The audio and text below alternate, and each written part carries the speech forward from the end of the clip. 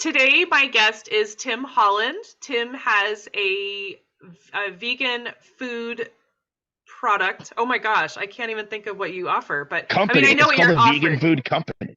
Vegan food Company. company, and it is called Midcoast Vegan. Yeah. Tim, welcome. How are you today? I am great. As you know, I just put my daughter to bed, and you know, I'm awake still. I drank some yerba mate tea late in the afternoon so that I'd make it through this conversation. So, you know, should be good. Right? And Tim is outside and it's dark, so he is off camera because his house Oh, is house. yeah. Yeah, well, yeah, all the private rooms where I would talk have kids sleeping upstairs. So, you know. A-okay. So tell us about your food that you're offering, Tim. You're new to the whole situation ish to the marketing, Yeah, I guess. yeah, totally. Haven't worked in the food industry. I've just been kind of, you know, uh, in my musician. So I just traveled a lot, like a lot, and tasted vegan food all over the world. And have also, like, me and my wife, we got married in San Francisco or in the Bay, and just got really hooked on good vegan food in the late 90s and early 2000s, and then kind of ended up moving to places like Barcelona and Arizona, northern Arizona, where there just wasn't good vegan food. And so, Hmm. this was like early 2000s. And so we just really taught ourselves to make our own cheeses and meats and seitan based meats, and just have really been, because I'm a musician, that's been my job for the last 20 years. So when I'm home, I just really loved experimenting with cooking and, getting into it. And yeah, I don't know. Last year, I, I mean, I'd been thinking about doing it for a while. And honestly, then inflation hit at the beginning of the year, and my music income, I really couldn't, like, raising kids. I just didn't have the resources that I wanted to have. And so I was like sitting in morning glory looking at their cooler, and I asked the owner, I was like, man, does this shit sell? Looking at like this food, this good. And he's like, oh yeah, it does. We sell tons of it. I was like, well, what if I made like a vegan banh mi and some, like, a southern barbecue potato salad kind of meal, and whatever, salads from my garden. He's like, bring it all in, we'll sell it, we'll see how it does. And then it just kind of went crazy. Um, and I just was selling all this food through Morning Glory. Um, but I was making sandwiches and like ready-made foods, and I wasn't that pumped on it. It wasn't something I was excited about. And so I was like, I really like working with like fermented nuts and fermented cheeses and making meats. Like, maybe I can like pitch, like, and rebrand this project and like pitch it to the Brunswick Winter Farmers Market as like a vegan cheese. Like, that sounds novel and exciting. Um, and yeah, and I guess I would rewind a little bit, to say I moved to Maine, moved back to Maine. I was born in Portland, moved back to Maine to like raise my kids. And we bought a farmhouse in Brunswick down the street from you. Um, and I was trying to think of a way to, like, have like a permaculture homestead going here with like a food forest. And um, I was really excited about growing nuts and chestnuts and hazelnuts. And I planted like a little mini hazel. Hello, can you hear me? Yep. You Okay. planted a And hazelnut yeah, orchard? yeah, we planted about 30 hazelnuts, hazelnut trees. And I was like, oh, I want to have a vegan cheese farm. You know, that would be so cool to have like a vegan cheese farm. I was like trying to keep it a secret, like, be a vegan cheese farm. And then, yeah, I don't know. And then when so I was making hazelnut cheeses at first. Um, but people like the sunflower cheeses better. Um, I don't know, somehow sunflower tastes closer to cashew than cheese. Mm. And So until my hazelnuts are, you know, producing a ton, I'll be using sunflower and Schlepping the whatever else I can find. sunflowers. Yeah, and then yeah, and also I make meats. I make kind of like I don't know, like charcuterie kind of meats, like more cured styles of um, meats. So yeah, like we have like somehow like like I've been working on salami for a long time, and finally I like nailed it. And people have just gone crazy for the salami because vegans there isn't a vegan salami. Um, and so I just kind of tofurkey left some money on the table there for me. So I rushed into the market with a salami and pepperoni and smoked ham and yeah. So I'm just like, you know, working on pastrami right now. Just made some brie with sunflower seeds, Oh, cool. which was pretty interesting. It was kind of gross. Um, the sunflower seeds turn brown. They turn brown. You know what I mean? Like the outside, it looked cool. Like I showed it to my wife last night. She's like, "Oh, that's fucking awesome." It's like that's real brie. I'm like, "Yeah, but look at the inside. It's like it's fucking gross." And so you know, she's like, "It's like I'm just grossed out by the smell." I was like, "Well, penicillin. What do you want me to say?" You know. So yeah. So you Oh, know, I mean, you know, yeah. it's just like teaching yourself shit, learning it on the fly, having fun, and getting a crash course on how to scale up a food business. You know, it's really fascinating, and it's fascinating to be doing it here in Maine, um, where there's just such a vacuum for good um, vegan stuff. There's just not a lot of people doing it, so Mm, there's a lot of interest. true. Cool. Yeah, I met a couple that are doing vegan food as well. A lot of it is baked goods though. Gaia's plant-based kitchen, they are doing like a lot of cheesecakes and pies and stuff like that. Yeah, they're They're cool. They're cool. They're Have you cool. met them? I mean, you know, they were in Mary Meeting Kitchen before I was, Right. and so I kind of like didn't know about them until I got in there, and then I was like looking at like what they did, and like their business model was very close to mine at the time, Hmm. and so I kind of, um, yeah, I don't know. I decided to kind of go a different route, you know, to just sell to a store and keep it simple. But yeah, I mean, when I built this kitchen, I reached out to them and said, "Hey, I heard y'all were needing a kitchen." So, Mm. um, yeah, yeah, they're cool. And I Then they mean, moved to what's Cornish. funny, you know, what's so funny is wanted my names for this food company was Guy's Kitchen. Oh my Um, gosh.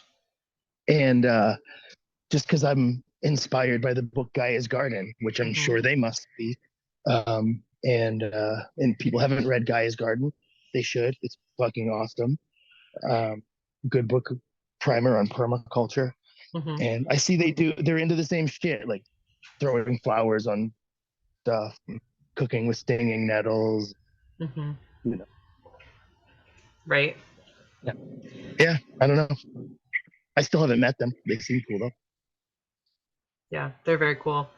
And so you're traveling. We were talking about you basically being on tour with your vegan food, which is very cool. I mean, I'm totally down with not having to travel everywhere, but at the same time, you're not meeting new people as much. So, so you're going south, which is very Yeah. cool. I Um, go where I'm invited. I go where yeah, I'm led.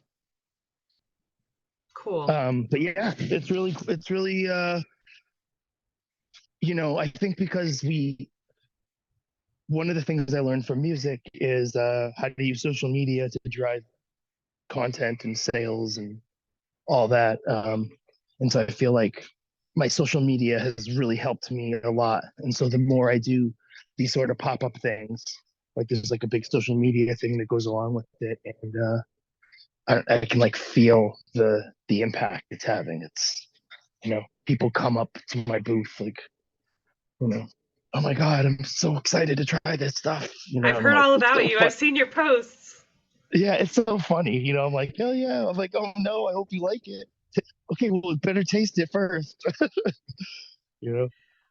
That's awesome. Cool for you. So I'm curious, Tim, where this came from. The you just enjoy cooking, and you said that you tried some. You used to eat a lot of really good vegan food in San Francisco, San Diego, Yeah. Yeah, San Francisco, San Francisco. Oakland, Oakland, the O.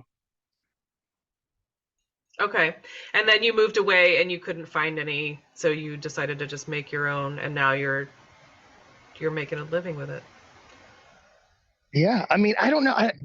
It would be if I didn't have music income, I could, I don't know if I could live off of it right now. Maybe I could, but definitely soon. I've only had this dedicated kitchen 2 months, and all I have to do is open up my email and respond to the orders.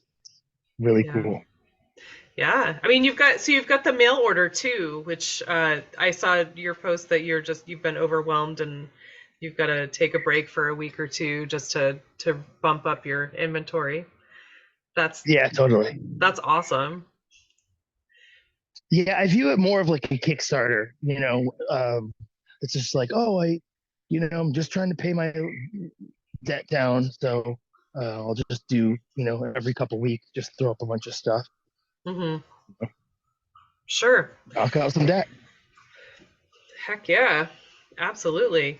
And so Tim is also a musician. He keeps mentioning the music as a musician. So Tim, you are also a musician. You are a rapper, you were saying. Yep, yep. Believe it or not, I'm a rapper. I help. Right, I mean, yeah, one of the founders of Anticon Records, which is um, the first collectively owned hip hop label in North America, as far as I know. Wow. And we were like, I don't know, like kind of beat poet, hip hop, avant garde kind of thing at the turn of the century. And yeah, and and I got to travel the world and you know eat Cajun food and African food and just lots of good Sweet. food. Awesome.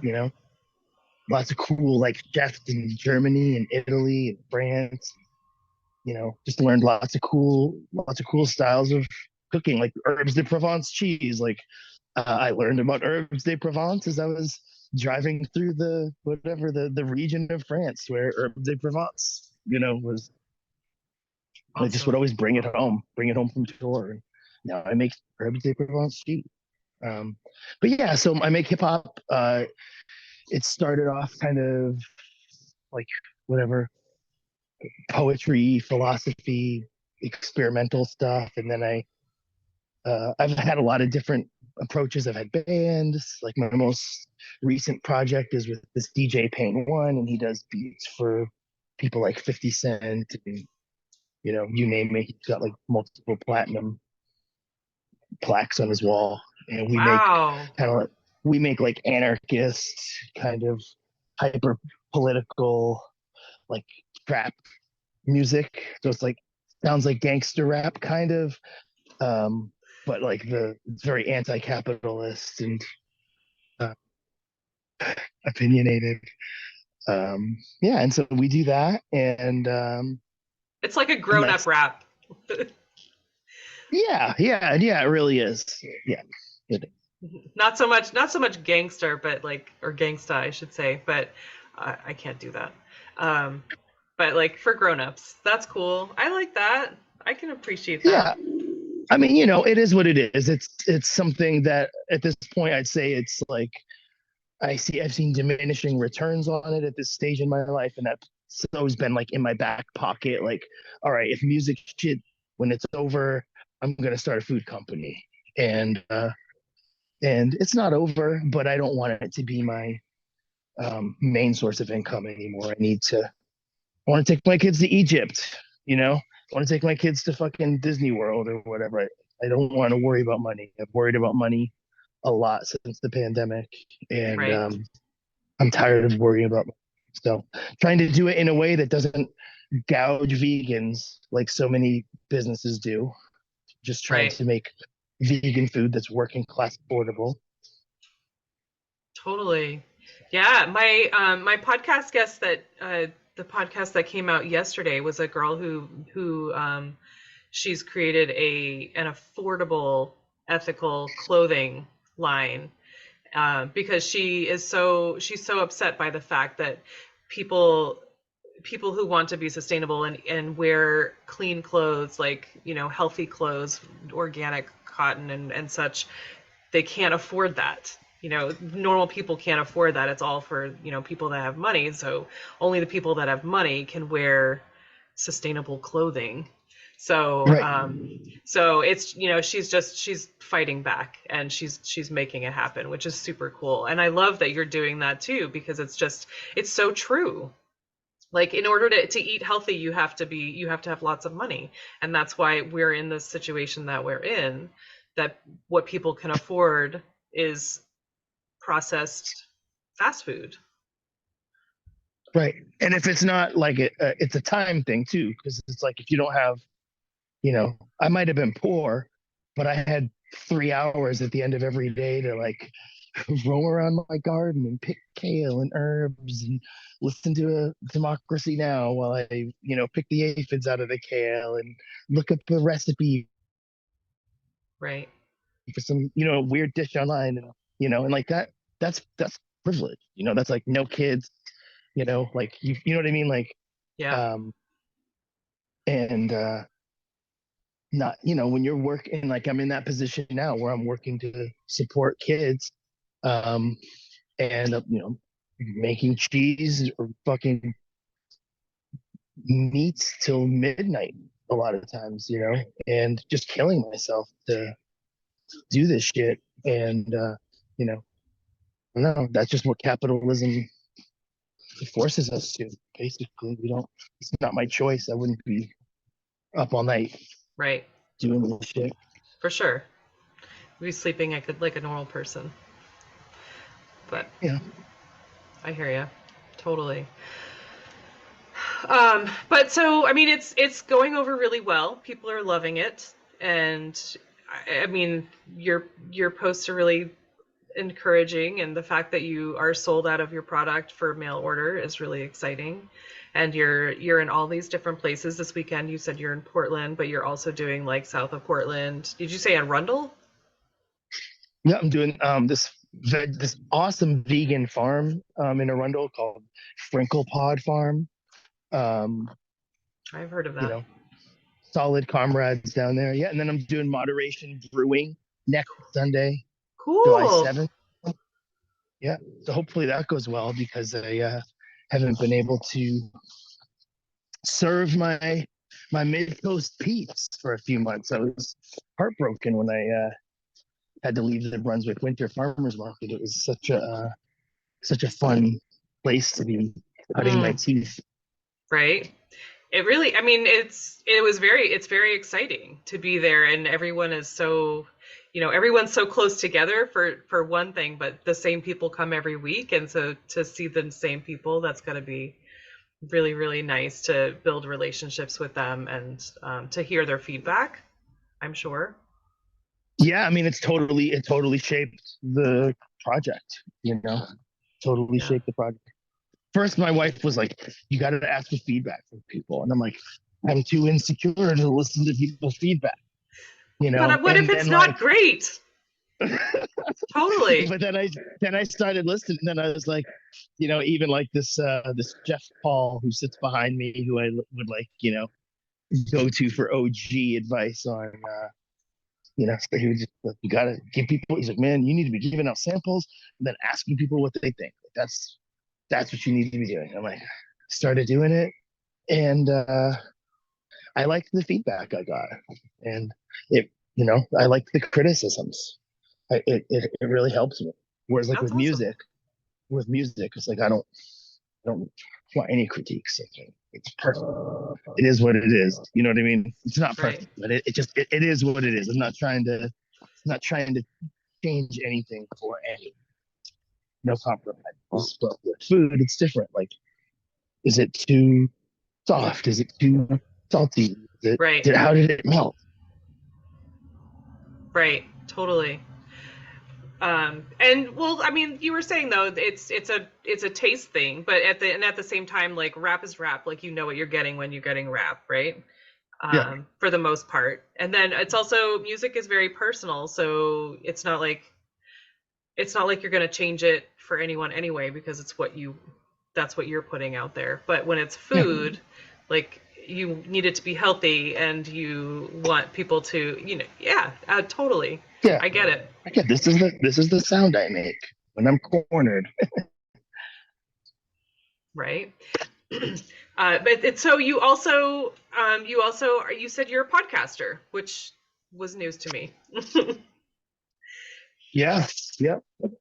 I Well, I started out podcasting in 2013. Um, did a podcast called the Soulcast for, I don't know, 7 years or something. Can you hear me still? Yes. Yep. Can you hear me? Yeah. Okay. I had to plug my phone in. Yeah, I did that podcast for, I don't know, 7 years, 6 years, and kind of got bored making podcasts about like theory and shit like that. And I had started doing podcasts with this guy, Aaron Parker, who runs Edgewood Nursery. And we started making these like informative podcasts about like real nerdy plant podcasts, like going really deep on various food forest type plants, like whether it's stinging nettle or mulberries or chestnuts or um, rudbeckia, lacinato, or, just like whatever plants we're like geeking out on. Um, we find somebody who's a specialist on those plants, and we have like kind of like you're doing, like a 2.5 hour or 2 hour, whatever, a long like bar conversation Holy moly. just about the plants, the radical history of the plants, how to cook them, how to grow them, and it's just so fun because um, we just learn so much, and it's so easy, it's so natural. But then it's like we're putting out this compendium of free information, for everyone and anybody Right. who's people will try to charge you $75 to learn how to drill a hole in a mushroom and put a mushroom spawn in it. People will like they charge so much money for permaculture stuff. And so the idea of putting all that out free is subversive. It's, making it information isn't chains and it wants to be free. So we make it free. Make it accessible so that people will Yeah. do it. That's awesome. And, and it's so cool because Aaron really he's he'd be another great person to talk to. I mean, he's brilliant. But he's really hooked into some really like experimental um, food growing stuff. And so we're able to really tap some people who really know their shit, and it just makes it awesome. It's just a great, it's a really Interesting. fun project. We just do one a month. It's sustainable. It's called Propaganda by the Seed. Propaganda by the sea. Cool. That's awesome. I mean, I like that sometimes, just like totally going deep and geeking out and about stuff. Like, pick a plant and we're gonna find out everything we can. Everything. Yeah. I like that. I mean, I have herbalist friends that will say, what the weed is and what the plant is and what you can do with it and can you eat it and how is it best cooked and stuff like that. So I totally can appreciate that. I had one of my first guests was my physical therapist actually, and he's a forager, and he would always tell me when I was visiting him that he was like, oh, I ate beach leaves. You can totally eat beach leaves. You can put them in your salad. I'm like, that's great. I'm not going to do it. But I could, and I remember that. But stuff like that, I really enjoy that, and I think it's really cool that people have different. I want to say quirky things, but quirky things isn't right. But people get really excited about different things, and Yeah. that's what makes things interesting. If we all like the same stuff, it would be. Ugh. Yeah, I mean, honestly, like I don't like a lot of the wild foods, wild vegetables. I'm not like that pumped on, you know. A lot of it just doesn't taste great to me. Um, but I love to know all of it, and I want to, deepen my relationship with all these plants and figure out how to use them. I've Hmm. definitely learned about some great plants. And, stinging nettle. I think stinging nettle is like a vegan's best friend as far as Oh. perennial stuff you can grow and it just it's like mint. It's like you can't keep growing. It's awesome. Have you ever eaten stinging nettle? I have not. I I think I I mean, probably it's had some basically in just some spinach. tea. It's just like spinach. It's very, it's very excellent. It's a great thing. And in fact, I can tell you of a place on our street if you ever want to go forage. Cool. That's very cool. But so, I mean, about going into plants and stuff. Back to your vegan foods. You were saying so your cheeses are made of it's fermented, so like fermented sunflowers, right? So fermented sunflower seeds. Yep, yep. That's one I of the main take products. yeah, I take I this is a method I learned from Lisa Wiley, who passed away a couple years ago, and she was teaching a class on with Aaron Parker on like cooking with acorns, and she made these acorn cheeses that were insane. And I was like, the this how are you making this? This tastes so much better than these like Miyoko recipes I'm using. Like, Hmm. how are you doing this? And she's like, I'm just using sauerkraut brown.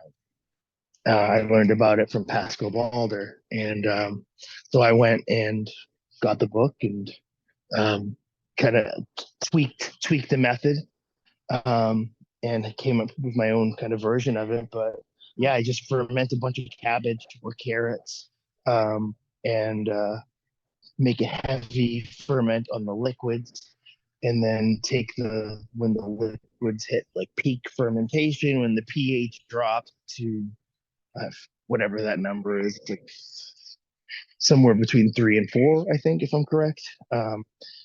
And I have to Google it every fucking time. And when the pH drops, I take that liquid and then I mix it with soaked sunflower seeds and then I ferment it. Hmm. And I'm messing around with some other um, cultures like penicillin, Rockefort, and uh, Oh, is that penicillin like the blue candidum. cheese-ish Roquefort? Is that Yeah, what you're okay? yeah, blue cheese and brie and some other, and just I'm just like now I'm like experimenting with all these different methods. But I'm still mostly for the markets. I'm mostly focusing on the probiotic fermented cheeses. Those are kind of I don't know. Those are the ones I've got dialed in. Like I've done a bunch of other cheeses, like melty ones and like hard cheeses, but a lot of the recipes that I've used are like, or the way that these cheeses are made is so heavy in coconut oil, Mm. um, that like, it's just disgusting to work with after a certain point. I'm just like, you know what? I'll let these fucking corporations make that shit. I don't want to make this I'm just gonna do what I coconut oil know. shit. Uh, just does it just coats everything. It just gets Hmm. all over the place. Like it's like splattering everywhere. Oh Yeah, I gosh. can't get. I mean, it's you know, I'm not like totally opposed to using coconut oil. But again, even on the sustainability tip, it's like I like the idea, at least proof of concept. I might not be growing all my own sunflower seeds, but I could. if I Right. had to, We can't grow if coconut. and when the empire reaches its conclusion. Um, um, you know, yeah, I'm not going to be growing coconut. Yeah, But you are so growing I don't know. hazelnuts. But yeah, so I use sunflower seeds. I like using I like sunflower seeds. I like hazelnuts. I like walnuts. I just made a walnut cheese. That was cool. Ooh. Um, you know, I'm interested in nuts that will thrive in the Northeast for the next 100 years. Uh, if I have free time again, I would love to, plant huge public chestnut orchards. That's, you know, Cool. just convince these trusts to Let them plant grow. huge hazelnut orchards and chestnut orchards. Right. But, Maybe someday. dreams, dreams, Right. weird dreams, to have weird dreams. That's why we buy property and we have our own yards. And you plant whatever you want Oh my there. God. Saw a huge fucking groundhog in our yard today. I looked out the window and I was like, man, that is literally a hog. That is like a 70-pound beast around back there. Like, what the? Our groundhog had 4 babies this year. So we got lots of little ones. Oh my God. Mammals. They're so cute. And it's like, dude, just stay over there and stay the fuck away from my kale and we're cool. Yes. Just don't Totally. Like come over to the I will other plant part of the something yard. just And for he doesn't. you. He seems to get it. They seem to Yeah. get it. Yeah. I'll plant stuff just for you. Just let me have my stuff, please. We need to I find a way feel to coexist. I grow Turkish rocket. Do you know this plant? It's a perennial. It's a brassica. It's like a perennial broccoli. It's an awesome Turkish plant. rocket? I Awesome. have not heard of that. Well, I have a podcast I'll have to. about it. I have But a Turkish rocket's great. It's podcast. yeah.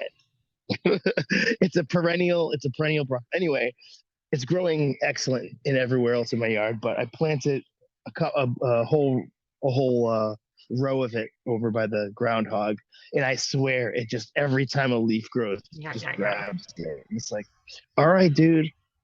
If this like perennial brassica is like keeping you at bay, like How about cool. it? You'll Yeah. leave the kale alone. I'll plant you an extra row Yeah, next year. knock yourself out. Right. Just don't have babies. Just have to raise the rent, dude. You won't like No. it. I know, I was thinking about that. Like, is it something that we can do to like bring them in to be neutered? Like, Huh. I That'd be wonder. funny. I wonder. I mean, I'm cool with 1, but four's a lot. Four's a lot. That's what we don't. We're gonna run out of plants. We've got a wall of hops against our chicken pen, and so it creates this big shade for them, which is really cool. But I watched the groundhog just like on its back 2 feet, just like walking along the hops and like grabbing plants and putting it in its mouth. Cool. You eat the hops.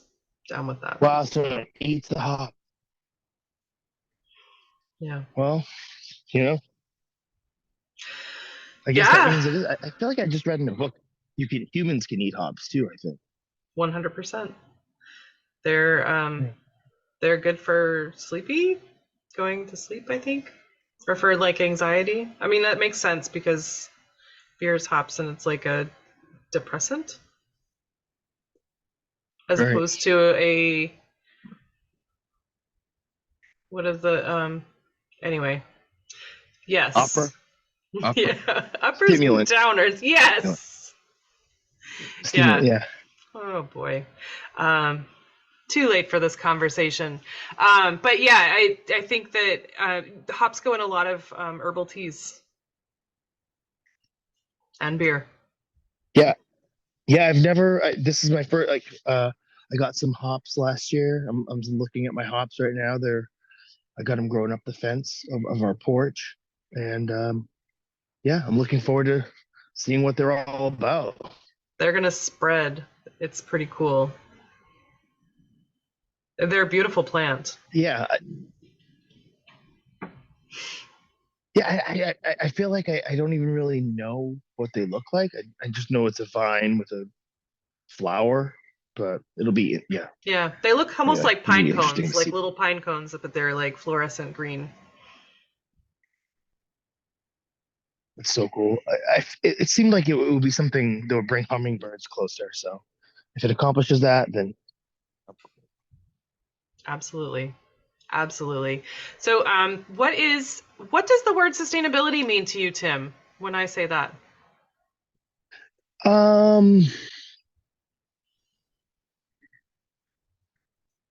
well, I actually kind of recoil. Like, yeah, I don't know if recoil is the right term, but I feel like it's a term that is so overused in a way that is like not class conscious usually, that it's not really a word in my vocabulary. I don't think about things in terms of sustainability just because I feel like that word has been like so tainted and co-opted. Um, 100%. but but if I were, to me, you know, to really honestly talk about like sustainability, it's a full spectrum of sustainability. Like it's sustainability like economically, like you have to be sustainable. You have to be able to support yourself. You have to be able to support, you know, your world, whatever Hmm. that is. If it's kids, and you like I can't have a fucking permaculture homestead if the cops come and kick me out because I've been evicted, you know? Um, and so like I feel like that's a huge component um of like if you really want to get back to the land and live a more holistic lifestyle, you have to be able to survive. Um, Hmm. and so that's like that's first and foremost on my mind because I fancy myself as like a doomsday prepper kind of, not like a paranoid gun nut, Right. but more of like on the community tip, like let's build. Um, yeah, and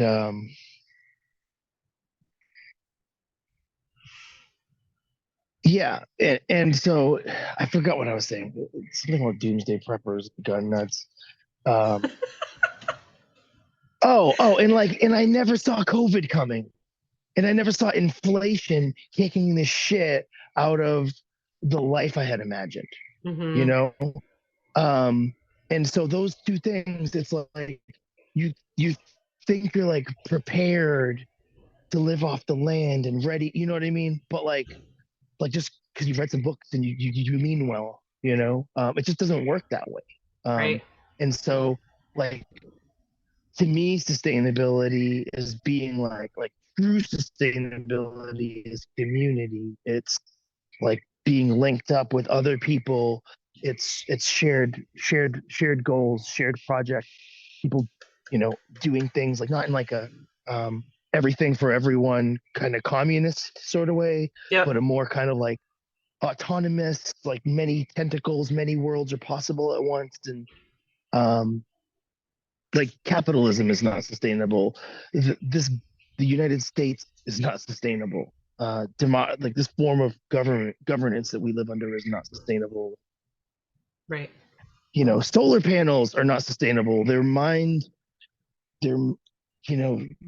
if our phones are not like so many of the the ingredients and the materials that produce what people call sustainability are like mined by like you know child slaves, Oh, warlords. man. You know what I mean? Yes. Like so it's like what is sustainable? And I have the same kind of uh thoughts about like vegans. Like, okay, it's great that you're willing to like shame somebody because they couldn't afford the $350 vegan shoe. Um, but what about the homeless person you stepped over Mm. to Yep. on your way to yoga?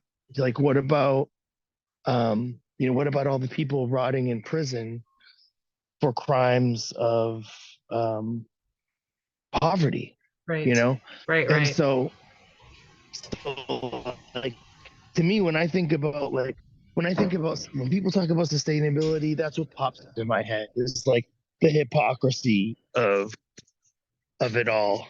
Um, Right. and how do we wrestle with it? And how do we find ways to like intervene in ways that are like authentic and materially sustainable, you know? Um, and that was one of the cool things about being at the farmers market was all of a sudden like I no longer felt like, oh, I need to grow everything. No, like I make cheeses and meats. You know, some of the farmers want to trade with me. You know what I mean? Like Totally. I could just I don't have to Barter. grow. I don't have to grow eggplants. I don't have to fucking grow um all my own carrots and beets and shit. Like and I'm not gonna grow the weird cool like watermelon radishes and like you know what I mean? So it was like so cool to be in community with other people who are like a different piece of that puzzle. And so Absolutely. sustainability is like building, Community. yeah, building community, not like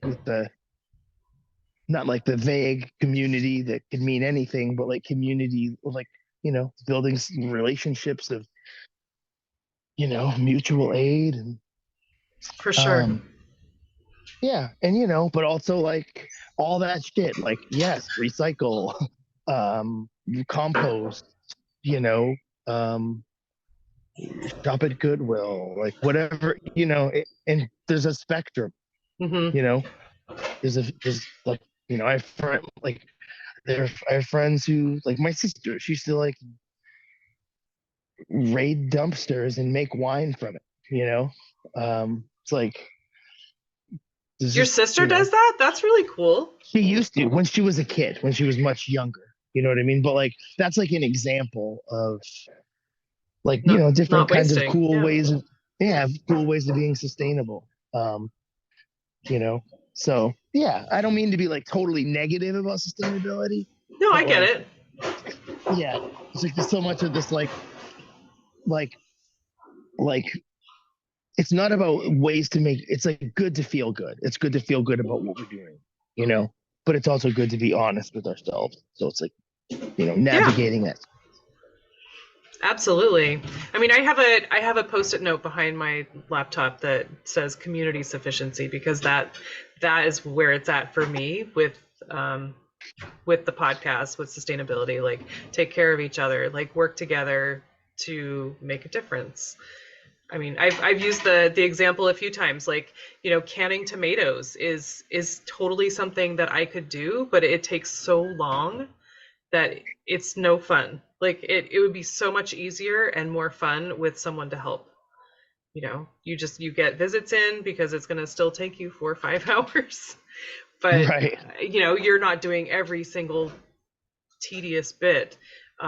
You're sharing the load, sharing the weight, um, and I think that is it. It sounds very very in line with kind of what you were talking about.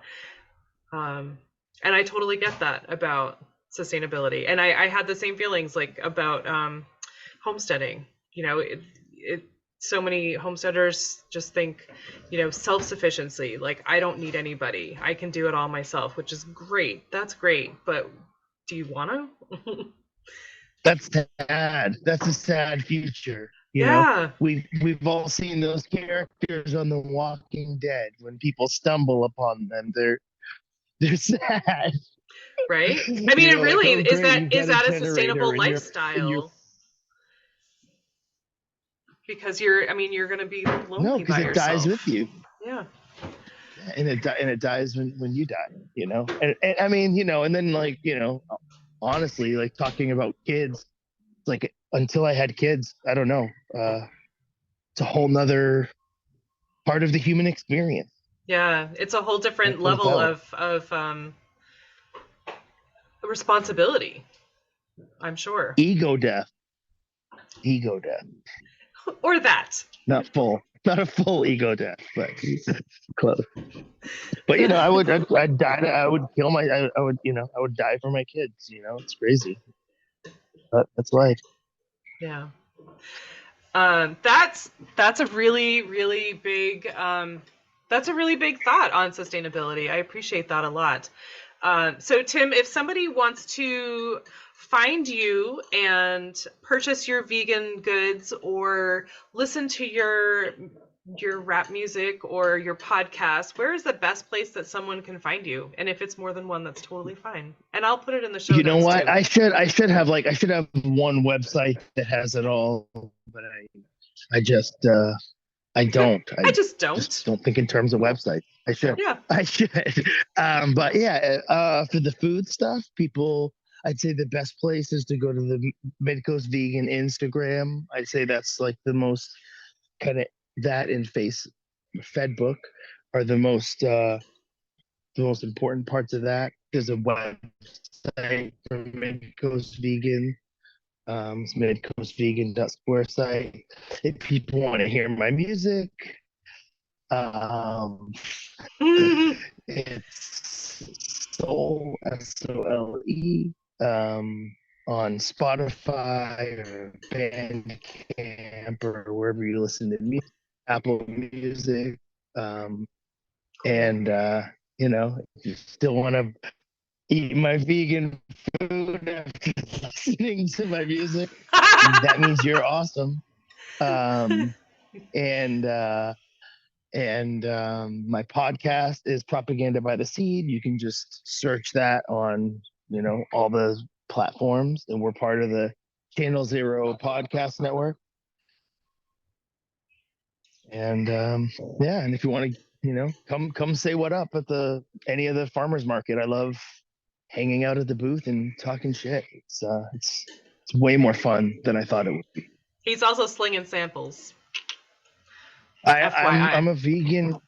Yeah, I'm a vegan ambassador. If you walk past me, I'm gonna like. I love the skeptical meat eaters that walk past me. I love pressing their buttons and you know making them eat the food and then watching their face. And sometimes, I mean, very rarely will anyone be repulsed or anything. Well, I mean, with the meats, a lot of people are like, I mean, and it's usually very positive. But I love the skeptic.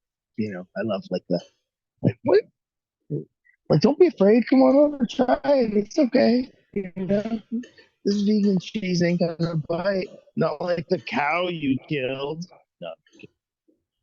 Oh But man. yeah, you know, um, Right. Cool. All right. So I'll put all that yeah, in the show notes.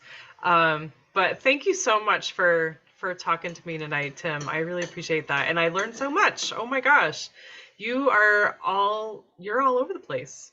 You do all kinds of stuff, and they all kind of yeah. tie together, which is Like I was saying interesting. before, it's a midlife crisis. Just following my bliss, I guess, or just curiosity. That's what it's all about. Yeah. What keeps us, what gives our life meaning. True story. Awesome. Well, thank you again. I really appreciate that. And folks, look up Midcoast Vegan and Yeah, Permaculture by the Sea and Soul. propaganda. Propaganda. I'm Yeah. sorry, But permaculture. hey, it's all good. But yeah, Propaganda by the thank you for Sea. having me. This is the first interview. This is my first Midcoast Vegan interview. So Ooh, very excited about that. sweet. Very good. All right.